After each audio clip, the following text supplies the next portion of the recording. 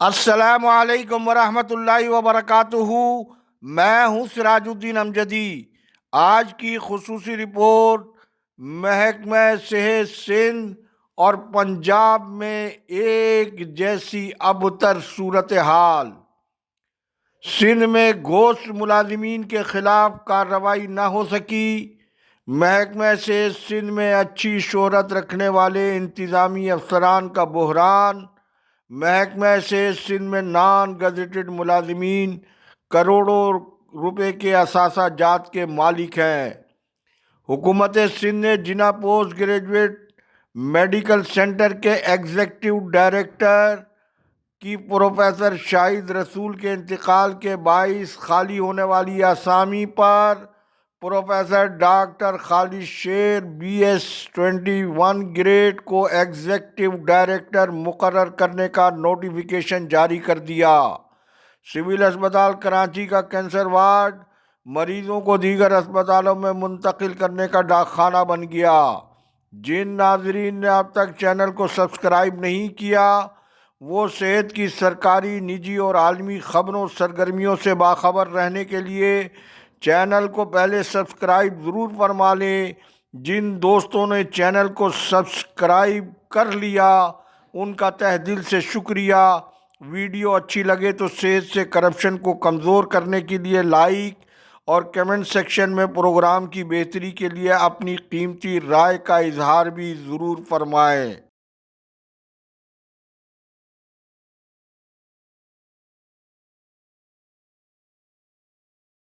ناظرین کرام، وفاق کے جنا پوسٹ گریجویٹ میڈیکل سینٹر کی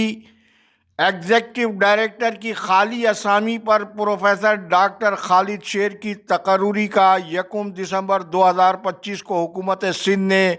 باقاعدہ نوٹیفیکیشن جاری کر دیا ہے۔ اس حکم نامے کا عکس بھی پہلے آپ ہماری اسکرین پر ملاحظہ فرما لیں۔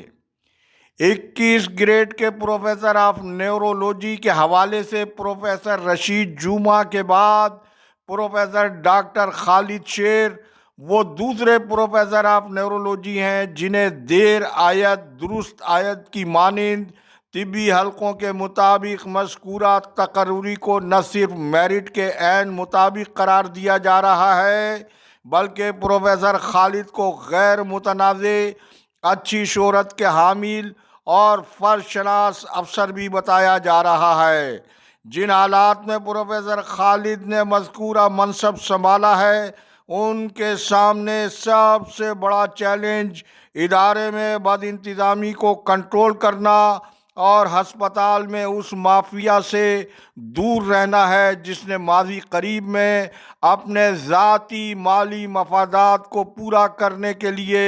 پروفیسر آف سرجری پروفیسر شاہد رسول جیسے مایہ ناز پروفیسر کو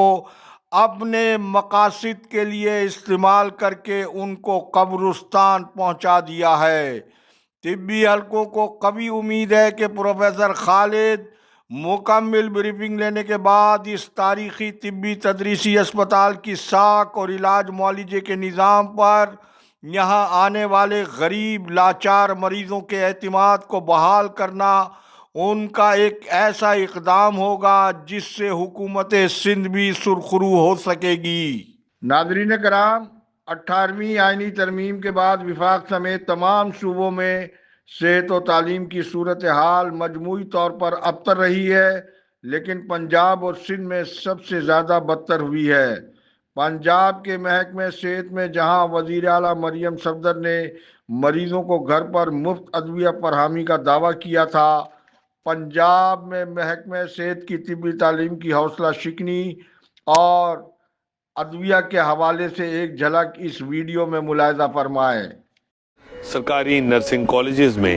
جو نرسنگ طالبات ہیں ان کے لیے ماہانہ وظیفہ نہ صرف ختم کر دیا گیا ہے بلکہ مفت ہاسٹل کی رہائش کی جو سہولت تھی وہ بھی ختم کر دی گئی ہے۔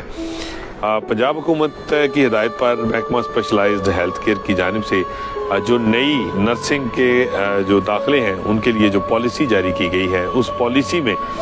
نرسنگ طالبات جو ہیں ان کے لیے جو ماہانہ وظیفہ تھا 31,600 روپے جو نرسنگ طالبات کو دیا جا رہا تھا وہ ختم کر دیا گیا، اور اس نئی نرسنگ پالیسی کے تحت نرسنگ کے کالجز میں داخلوں کے لیے جو نرسنگ اسٹوڈنٹس ہوں گی ان کو اب ہاسٹل کی فیسلٹی بھی مفت میسر نہیں ہوگی۔ ناظرین کرام، C42 کے شکریہ کے ساتھ ویڈیو آپ نے دیکھی۔ ناظرین کرام، چند ہفتوں پہلے کی بات ہے، محکمہ صحت سندھ میں Sindh high court Sukkur bench کی سماعت کے بعد سیکریٹریٹ صحت سندھ نے ایک 7 نکاتی مراسلہ صوبے بھر کے ماتحت صحت کے اداروں کو ارسال کرتے ہوئے 3 روز میں سب سے جواب طلب کیا تھا، جس میں ایک نکتہ گوشت ملازمین کے حوالے سے بھی تھا۔ سب نے اس کا مثبت جواب ارسال کر دیا، جو سیکریٹریٹ صحت نے جب عدالت میں جمع کرایا تو اسے فاضل عدالت نے مسترد کر دیا۔ اب عدالت کی مذکورہ کارروائی کی تصدیق خود سول اسپتال حیدرآباد کے نئے MS نے گزشتہ روز کر دیا ہے، اور ان کے مطابق 150 گھوست ڈاکٹروں اور 250 اسٹاف غیر حاضری کی تصدیق کی ہے۔ انہوں نے ڈیوٹی پر ملازمین کو واپس نہ آنے کی صورت میں تنخواہ روک دینے کا ادھورا حکم تو جاری کیا ہے، جبکہ مذکورہ گھوست ملازمین کے گھر بیٹھے وصول کی جانے والی تنخواہ کی ریکوری بھی قانون کے مطابق از حد ضروری ہے، اور ان گھوست ملازمین کے سہولت کاروں کے خلاف بھی قانون کے مطابق ضابطے کی کارروائی عمل میں آنی چاہیے۔ اسی طرح سے DHQ ہسپتال کوٹری میں سید اکبر شاہ جونیئر کلرک نے